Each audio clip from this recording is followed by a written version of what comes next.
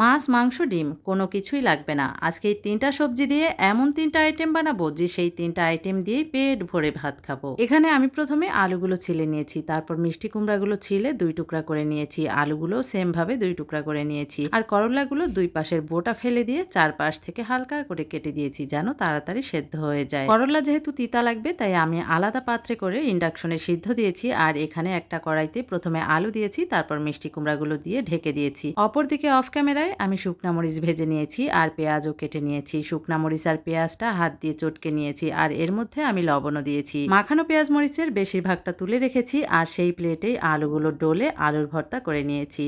আর আলুর ভর্তাটা তুলে রেখে এই প্লেটেই আমি মিষ্টি কুমড়া দিয়ে ওই যে মাখানো পেঁয়াজ মরিচটা দিয়ে আবার এই ভর্তাটা করে নিচ্ছি। আর সরিষার তেল তো সব ভর্তাতে অবশ্যই দিতে হবে, তো সেটাও দিয়ে নিচ্ছি। আর মিষ্টি কুমড়া ভর্তাটাও আমার হয়ে গেছে, সেটাও তুলে রেখেছি। তারপর সর্বশেষে চলে আসছি করল্লার ভর্তা করতে। করল্লার বিচিগুলো ছাড়িয়ে নিয়েছি, তারপর হাত দিয়ে ভালো করে ডলে সরিষার তেল দিয়ে সবকিছু এক জায়গায় করে মিশিয়ে নিয়েছি। ব্যাস হয়ে গেল সুস্বাদু করল্লা ভর্তা। আর এমন ৩ টা ভর্তা থাকলে না সত্যি মাছ, মাংস, ডিম কোনো কিছুই লাগে না।